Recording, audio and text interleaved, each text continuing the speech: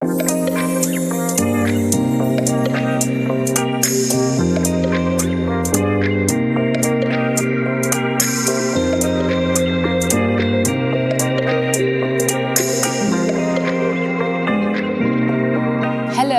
my name is Demoho and welcome to Unashamedly Her. Today we are sitting with, firstly let me say, when I met this young lady, I was blown away. Like, she's making moves, such an inspiration. I was literally looking at her and I'm like, my goodness, I know I was, levels when I was her age, but I didn't, like, when I met her and I started having a conversation with her, I was like, my goodness, like, this is other levels, because I myself was so inspired. So please meet my guest, Tsitsi, who is going to introduce herself, and we're going to chat more about ambition. What's it like to be ambitious? Is there such thing as being overambitious, and many more of that. Hello. Hi. How are you? I'm good, thanks, and you? I'm good. Okay, well, now you've given me a bit of a big introduction. You've given me like a high platform now, so I'm a bit nervous. Yeah. So I'm Tsitsi, and I'm currently an aspiring engineering student. I don't know, I'm kind of in the transition phase right before you start, so I don't know how to describe it. And in the meantime, I am learning how to be a pilot, specifically for helicopters. Nice. And I've just had my TED talk in December, well, my TEDx talk rather. Yeah. And in my spare time, I like to play guitar and sing. I love music, so Lovely. that's just a little bit about me. Nice. So you sing. Are you gonna hit us with a note at the end? Maybe. Okay. No, I'll take a maybe. I'll take a maybe. Please tell us about your TEDx event. So it was about, So it was basically, TED allows you to have an independently organized event. So that's what a TEDx event is. So I had TEDx Youth at Summerfeld, and it was a youth event, and it was basically just talking about the positives of being young and why it's important to take advantage of the time and the potential that we have at the moment. So that's pretty much it. It was really nice. We had a lot of different speakers sharing different perspectives, from science to public speaking, perfectionism, and just different things that would appeal to different people. So it was really nice, and surprisingly, we had quite a big range of ages as well. So it was also like a lot of parents who were wanting to speak to, like, take their children as well to go to this event. So it was a really, really cool experience. Nice. And, I'm grateful. I'm so sad that I didn't know about it and did not attend. Is it available online? Is it on YouTube? So it is on the TEDx YouTube channel. Lovely. All the different talks are there. Nice. And then I think there's a live stream version that is still up of just the entire event, which is quite long. But if you want to just get the different talks, I think, they are available on YouTube. Nice. It's TEDx Youth at Summerfeld. Yeah, sure. That is boldness, honestly. Like, just to do such a... Because, I mean, TEDx is also a global, sort of like institution. So, it's really just, like I'm saying, boldness, really, to do something this huge. One of my friends was like, "Oh, does your mom work at TED?" And I was like, "No, sorry." No? Oh, nice. Let's get into this. What's your definition of ambition? And do you think that we are born with it? Do you think that it's something that is developed, maybe from a young age, depending, obviously, where it's developed? But do you think, like, what's your definition of ambition, and what would you say if people are born with it or if it's developed? I think it really comes down to complacency. So I think ambition is the opposite of being complacent. And just kind of, it's as simple as that. It's just someone who's complacent will never be ambitious. Someone who's, and not to confuse it with contentedness, obviously. Being content is important, but someone who just doesn't have any need for change in their life, or drive and is completely complacent with where they are will never be an ambitious person. Yeah. So that's my definition of it. And also just that an ambitious person will always understand that they have control over their life and where it's going. And they'll always be able to kind of decide, if I want this, I'm going to make it happen. And they won't just, live life. They'll actually fully experience it and immerse themselves in it and make the changes that they want to make. Yeah. So when we met, obviously, we had a lengthy conversation and a discussion literally about just dreams and ambition and schools and so forth. Yeah. But I think when I was sitting with you, so all my life I went to township schools, and but when I was sitting with you, I was like, wow, maybe these are actually the benefits of going to good schools, like private schools, because just not only are you well-spoken, but just the unlimited, just goals and dreams and stuff that you feel like, if I want this, I'll definitely, go for it and reach it. Yeah. Whereas when you are growing up in the township, it's like there's a limitation. Yes, there's dreams, but it's as though up to here, not anything bigger than that. So would you say, because I'm looking from the outside, right? And I'm like, Tsitsi went to grade schools, and I guess maybe that's where it's taught. But would you say that it's actually being taught at school for you to be ambitious, like that they push that narrative that, hey, you need to aspire for more, you need to ensure that, you want the change, you go for it, you execute and you do all that? Or do you think that it's more groomed and brewed at home instead of actually at school? Yeah. So, well, first off, going back to the end of your first question, I don't think I answered it, but I definitely think ambition is something that's taught and nurtured. And then also, in terms of where I think I got my sense of ambition from, would definitely be my parents for the most part. As much as I'm very privileged to have been able to attend a private school, specifically a private girls' school, I don't think that ambition or kind of that drive was taught as much there. And I kind of just got that from my parents, which I'm very grateful for. And I do think that, some private schools do tend to teach complacency and just the idea that, you're so lucky to be here, that there's nothing more that you need to do, kind of, and that, you must just be okay with where you are because you are so blessed. And that's true. And I think gratitude is important, and being grateful for where you are in life is something that will make you a happier person. But at the same time, just being completely complacent with where you are because you're at a private school is not something that is a good thing, I think. Yeah. So that's definitely my take on it. My ambition 100% came groomed from home. Groomed from home and came from my parents, which I would say in a sense is kind of sad, because obviously parents are busy and they need to send their kids to school, and they're obviously hoping that their children will come home, with that sense of ambition and know, and the knowledge and the resources that they need to know that they're able to do whatever they please. So, especially in the Black community, because when you take, I don't think that will be your, like, I don't think in your generation that will be the norm. But, in the older generation, you find that if your kids go to private schools, then you're like, yo, I've made it. Yeah. They're at a private school, therefore all these things that they need to benefit from, like just knowing more about life,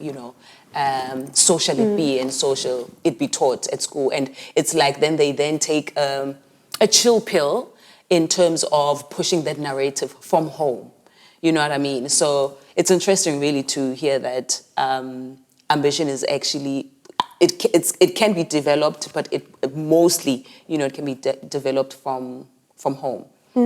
More than just leaving it to the teachers or to the school to do that. I I think that there are definitely schools that do kind of nurture ambition. Yeah. And I would say that boys' schools tend to nurture it a little bit better. And I think it's because I went to an all-girls school that ambition was kind of lacking, because there is, I think there is a visible difference between, you know how schools often have brother and sister schools? So I can see that, like, even for me, the school that I went to, the brother school tends to have people who are performing better and doing, you know, more difficult degrees, and more people who are going overseas to try and get into more competitive universities and just things like that. Whereas I feel like a lot more of my peers are just really kind of okay with where they're at, and are just kind of floating through life, I guess, and not, like what I was saying, just fully immersing themselves and like trying to live it to the best of their ability. So I do think it is, you know, so much deeper than just private school. I think it's also just specifically women and black women who are not taught to be ambitious, and that's definitely a problem.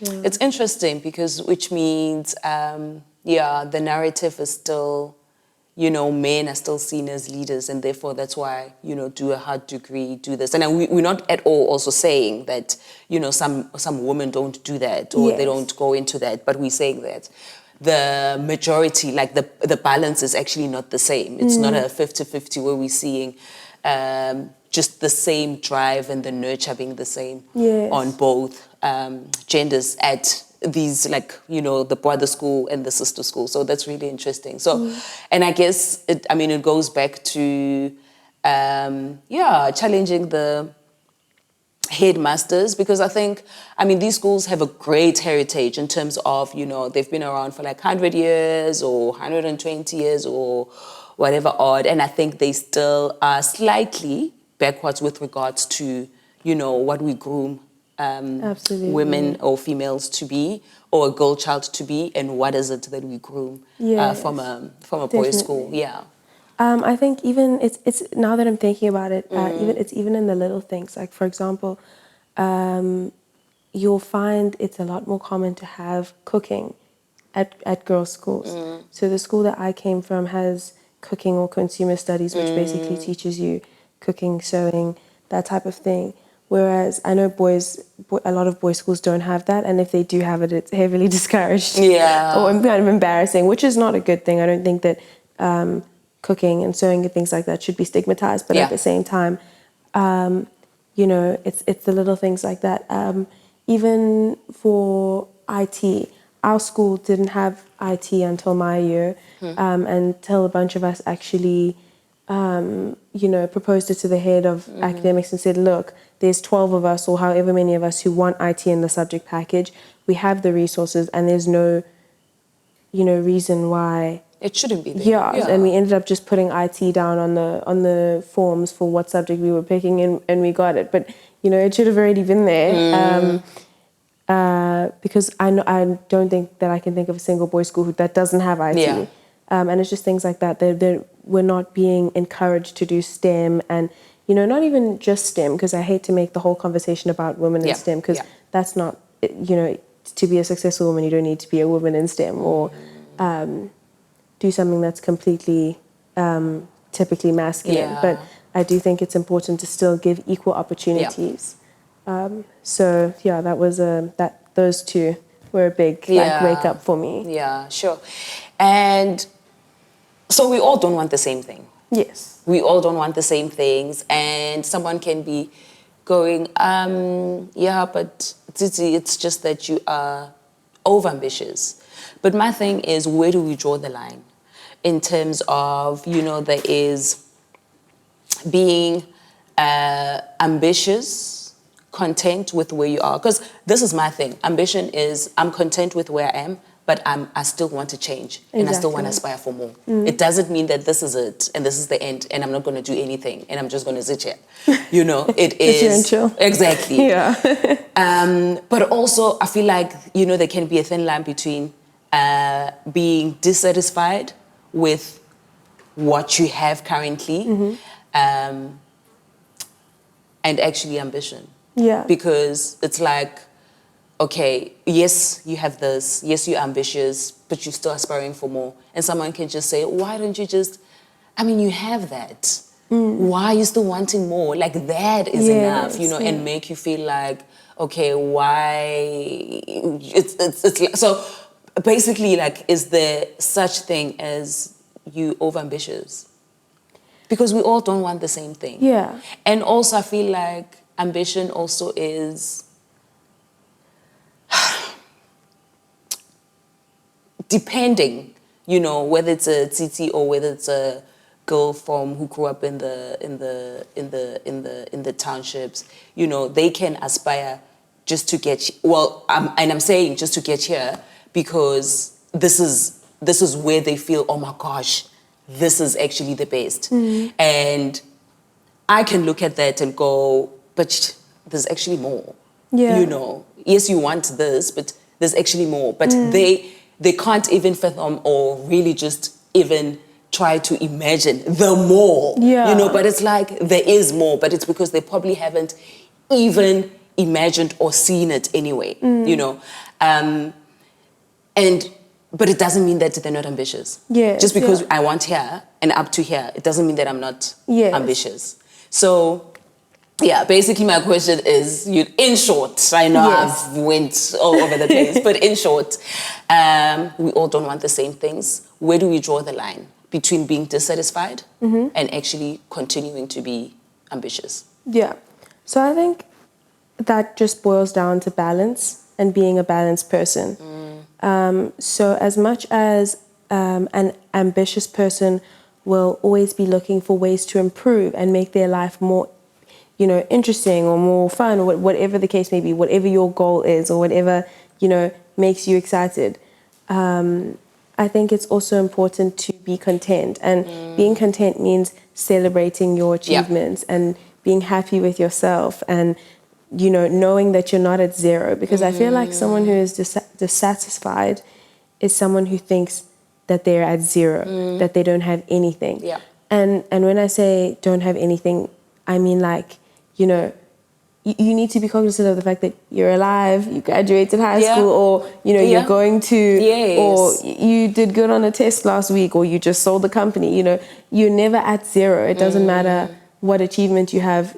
You're not starting from nothing. You've always got one thing to be grateful and to be grateful for. So someone who is dissatisfied will think that they are stuck at zero, and that they're just, you know, every time they achieve something new, it's never, wow, I've done this, I'm proud of myself. They don't allow themselves to celebrate how far they've come and look towards the future. It's just always chasing and chasing. So I think it is definitely something that is about balance. So yeah, I think overambition could definitely be a thing, but it wouldn't be because you have you know, your goals are too big or too small. It never comes down to that. It's always that you're dissatisfied because you're not celebrating your achievements and you're not, you know, you're not content and okay with yourself. And I mean, that all boils down to inner work. Because I think, you know, you can have, like we're saying, all these things that you can be grateful for and celebrate, whether it's small, but it's small wins that are getting you to the, you know, bigger goals that you have. And if you are still struggling with that, I think it's just something you might have to look inside. Look within and really just work on that. What would you say to that young girl who is like, I have goals, I have dreams, but I feel like the process is small, or the process is just, you know, difficult to overcome. Whether that process is the fact that, you know, they're from a township school, whether that process, you know, it's because they are surrounded by people who don't encourage them to do more, you know, and they just find like it's just, it's just so hard to even overcome those processes. What would you say to them just to keep them going and to keep and for them to know that, you know, at the end of the day you will be able to, you know, overcome that and reach your dreams? So I well, just before I give my my little piece of wisdom, Yes. I think that, like, I would say 3 years ago, I was stuck in kind of a cycle of being complacent and just generally, like, dissatisfied, but at the same time, I wasn't going to do anything about it. And, you know, I realized that anything is possible. And as much as you see those quotes on the side of your classroom that is like, everything is, you know, you can do anything you put your mind to. You read those things every day. You see them on TV. Someone will say it in an advert, or, you know, you've seen that quote somewhere. Yeah. And you never genuinely take it in. I read that quote on the side of classrooms for a good like 15 years. And not once was I like, you know? Yeah, like it never hits hit me. home. Exactly. Yeah. And I never genuinely believed it until 3 years ago. So I would say that genuinely, and as cliche as it is, anything is possible. Yeah. And that also age isn't an excuse. So as much as you're young and you don't really know what's going on, you need to just take that first step, because, you know, just try. Yeah. And even if you don't know what you're doing, you know, you're not the first person who doesn't know what they're doing. You're not the first person to doubt yourself. You're not the first person who has big dreams and a lot of self-doubt. Yeah. So it's just about taking that first step and trying your best, and genuinely and borderline delusionally believing that you can do anything. Like you need to believe it with your whole heart and spirit that, like, no, I've got this. Doesn't matter what it is. Yeah. No. That's easy. I can do that. Yeah. And that's definitely been my mindset, that I can do whatever I put my mind to. And that's helped me quite a bit. Yeah. So. Sure. What are you listening to? What are you currently listening to? In terms of? In terms of music. Really? Yeah. I love it. No, I love it. I would say... Oh, okay, no, The Weeknd released this song. Yeah. Right. It's called Creepin'. Okay. But this was like last year. I think it's 2022. I love it. Is it? I love The Weeknd. And I like that he has like Michael Jackson inspired. Like his voice sounds like so Michael Jackson. Like, I think it's a sample song, but I can't remember where it's from. Yeah. It's actually not even that old. I think I'm just young. But like, it's a really good song. You'd know it. Yeah. Like you would literally know it. What is one thing that you want to do for yourself this year? I want to do so many things. And that is the problem. And that's such a difficult question. Just one. I really want to learn French properly. That is I just think it's beautiful. And I've changed my phone and like keyboard to French. Yeah. My Netflix is in French. I mean, like, I can only understand Peppa Pig. Yeah. So right now I'm watching like kids shows. Yes. Because you know how they like say something and then they wait for you to reply. Yeah. So I'm there watching the TV and I'm like, okay. Oh, nice. Yeah. So that's what I'm doing. I'm watching kids shows in French to try and teach learn myself. Yeah. Nice. Tsitsi, it's been super amazing. It's been great, in fact, and an honor really to meet you. I don't think I've personally met someone who is just driven and determined, you know, to, dream big, but also execute, you know, just pulling off such a huge event all by yourself was really, really, I mean, obviously you had a team, but really it's something to pat yourself on the back and, you know, to have on your wall to say, this is what I did. And I know that you're going to do so many more. So thank you so much for making the time to sit here and chat. Yeah. No problem. Thank you so much for having me. Yeah. Any closing remarks? No, nothing particularly, Nothing, actually. Yeah, I think we got it all covered. I think we do. Thank you so, so much for watching. You can follow... Should we share your Insta? Go ahead. Cool. I love it. Cool. We'll definitely share that down there. You can follow Tsitsi there just to see what she's been up to. But yeah, do subscribe to our channel. And we're also available on audio platforms, your Spotify, your iTunes, audio podcasts. We're also there. Thank you.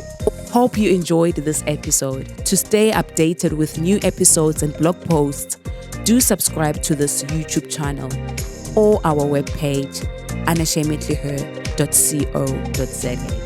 For more Q&A on previous posts, do watch the next episode. Enjoy.